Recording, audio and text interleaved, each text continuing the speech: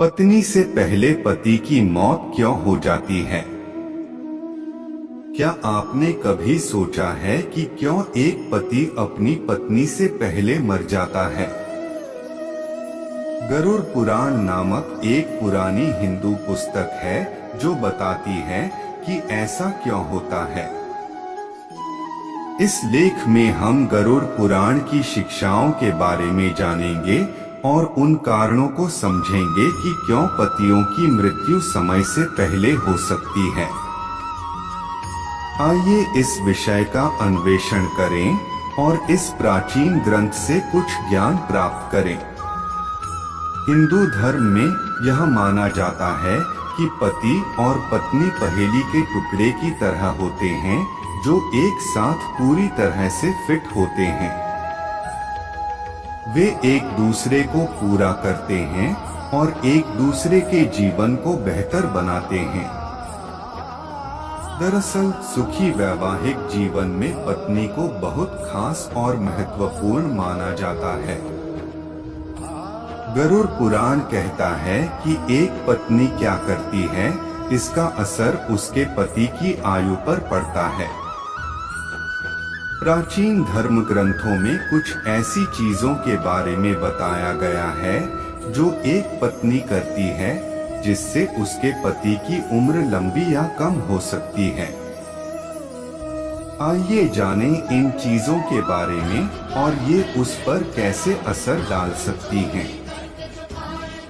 पति के लिए किए गए व्रत को तोड़ने से उनकी आयु कम हो सकती है।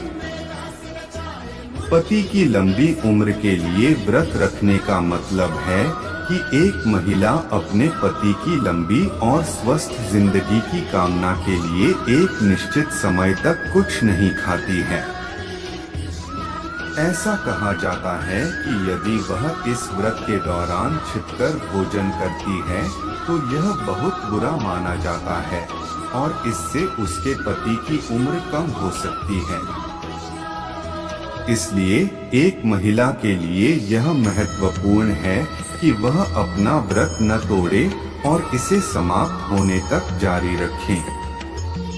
यदि कोई महिला अपने पति से बहुत झूठ बोलती है, झगड़ती है, सम्मान नहीं देती है या उसे शब्दों या कार्यों से चोट पहुंचाती है तो यह गलत माना जाता है और इससे उसके पति का जीवन छोटा हो सकता है।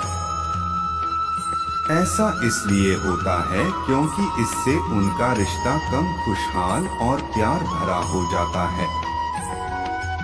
गरुड़ पुराण में कहा गया है कि कोई व्यक्ति क्या खाता है और कैसे कुछ चीजें करता है, इसका उसके जीवन साथी के जीवन पर प्रभाव पड़ सकता है। इसमें कहा गया है कि मांस खाना बहुत बुरा है और इससे पति की उम्र कम हो सकती है। इसमें यह भी कहा गया है कि अगर कोई महिला कुछ चीजें नहीं करती है, जैसे गुरुवार को अपने बाल धोना या अपने शरीर पर कुछ लाल पाउडर लगाना, तो इससे पति की उम्र भी कम हो सकती है। ये बातें वाकई पुरानी किताबों में लिखी हुई हैं। दोस्तों, आज के लिए बस इतना ही। मिलते हैं अगले वीडियो में। जय श्री कृष्णा।